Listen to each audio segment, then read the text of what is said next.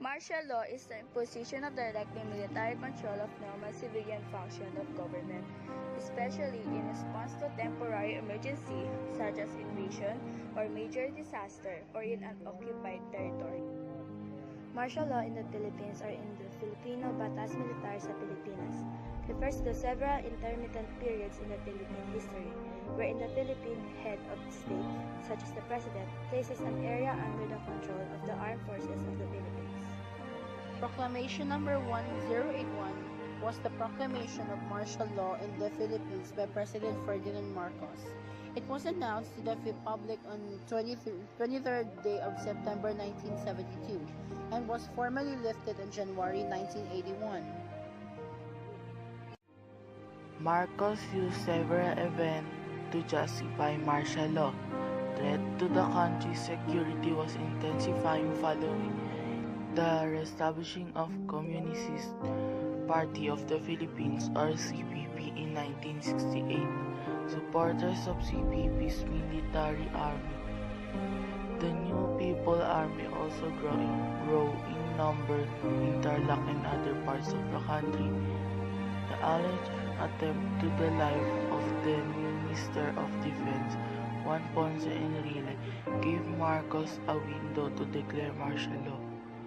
Marcos announced the emergency rule the day after the shooting incident. Marcos also declared insurgency in the south caused by the clash between Muslim and Christian, which Marcos considered as a threat to the national security.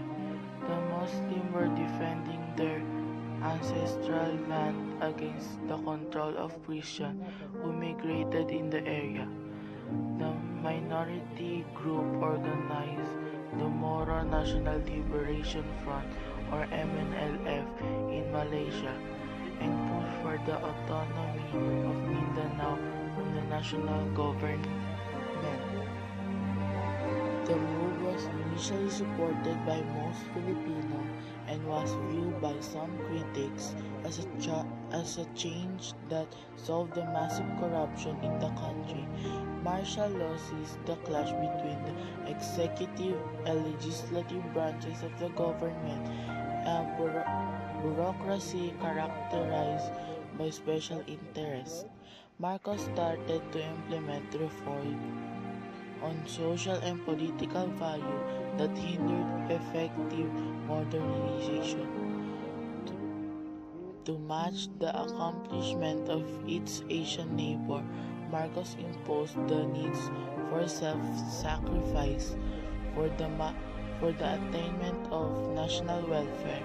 His reform targets his rival within the elite, depriving them of their power and patronage, but did not affect their supporters. Martial law.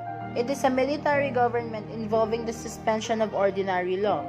It is also the imposition of direct military control of normal civilian function of government, especially in response to a temporary emergency such as invasion or major disaster or in an occupied territory. Next, we have the information about the martial law in the Philippines. It was proclaimed by ex-President Ferdinand Marcos. It was proclaimed on September 21, 1972. It was proclaimed under Proclamation 1081 that suspends the civil rights and imposed military authority in the country. It also sees the clash between the executive and legislative branches of the government and the bureaucracy. What are the rules of martial law? Simply, we have two answers in it. First answer is that the exercise of government and control by military authorities over the civilian population of a designated territory. Second, that it has to control the society during war or periods of civil unrest or chaos. Next, we have the 5 major facts about martial law. We have 5, as I said earlier. And then the first one here is that Proclamation number 1081 and general orders corresponded to the declaration of martial law in 1972.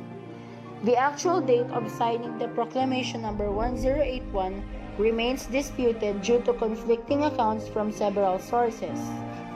The third one is that President Marcos justified the declaration of martial law based on the 7 threats to national security and stability. Fourth one is that the Communist Party of the Philippines, or CPP rather, launched a series of assaults to provoke President Marcos.